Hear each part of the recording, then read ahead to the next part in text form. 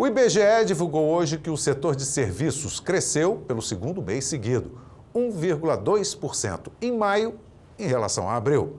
Vamos ao vivo até Brasília com a análise do professor Ricardo Caldas. Quando a gente fala em setor de serviços, professor, o que engloba isso, hein? Boa tarde. Boa tarde, Braga. Boa tarde a todos que estão nos assistindo.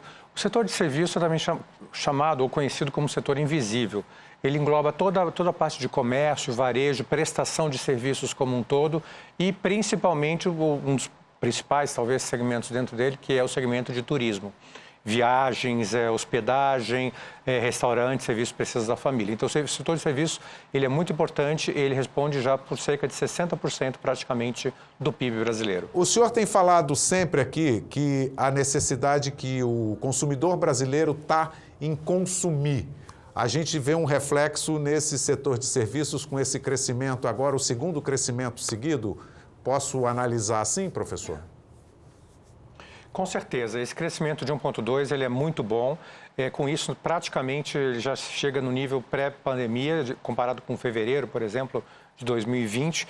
E é importante destacar também, Braga, que com isso, ele já cresce apenas esse ano em torno de 7%, que está muito alinhado com as expectativas dos agentes econômicos de crescimento da economia como um todo, até um pouquinho acima, né? O desempenho deles só não foi melhor por causa de março, quando houve uma retomada da pandemia e muitos estados optaram pelo fechamento, pelo lockdown, pelo toque de recolher, e isso afetou o segmento, o setor como um todo de serviço em março. Mas a boa notícia é que agora está crescendo, voltou a crescer novamente e ele já se recuperou em relação a abril e em relação a maio também. Esse é um dos melhores resultados de maio para a série histórica. Como o senhor estava falando aí, eu pesquei aqui, já é um índice melhor do que a gente estava na pré-pandemia.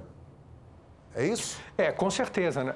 Porque agora a gente está no período de recuperação, né? Então, se a gente olhar, por exemplo, maio do ano passado, o setor avançou 23%. É claro que foi um mês difícil e tal, de recessão, mas, de qualquer maneira, é um setor muito positivo.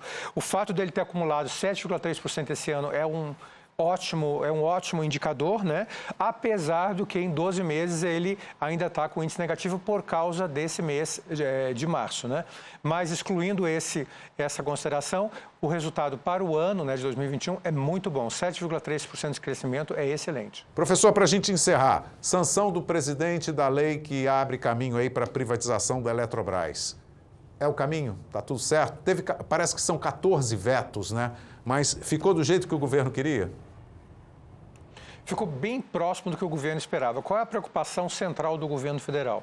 É que não fosse aprovado nada que pudesse gerar um problema no momento da privatização, né? Como nós já vimos aqui, comentamos inclusive, houve muitos jabutis, ou seja, muitos parlamentares, tanto na Câmara quanto no Senado, incluíram coisas que eram artigos que eram favoráveis ao seu estado, favorável a uma categoria, e agora o governo federal tentou limpar esse projeto, né, que agora virou lei, né, justamente vetando esses chamados jabutis ou vantagens que foram consideradas indevidas para os funcionários da Eletrobras ou até mesmo para algum segmento em particular. Perfeito. Professor, muito obrigado pela sua análise e amanhã a gente conversa de novo. Um abraço. Obrigado.